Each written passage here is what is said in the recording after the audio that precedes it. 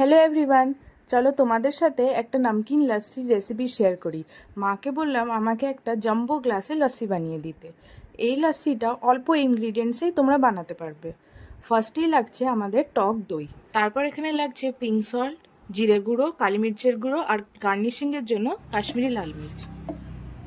এরপর মিক্সিতে দইটা দিয়ে ভালো করে মিক্স করে নিতে হবে।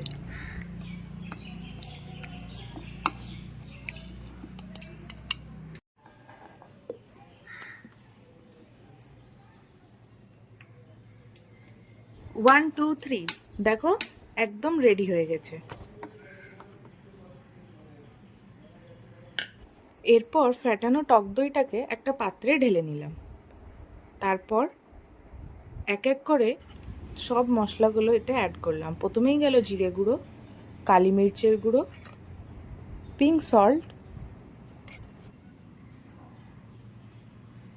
এবার একটু ভালো করে এটাকে মিক্স করে নিলাম। তারপর চলে এলাম জাম্বো গ্লাসে।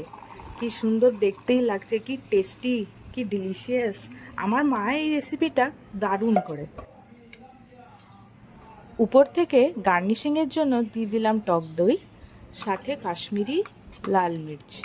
বাস রেডি। তোমরা এই রেসিপিটা অবশ্যই বাড়িতে ট্রাই করো আর আমাকে জানিও তোমাদের রেসিপিটা কেমন লাগলো। কমেন্ট করতে ভুলো না। টাটা।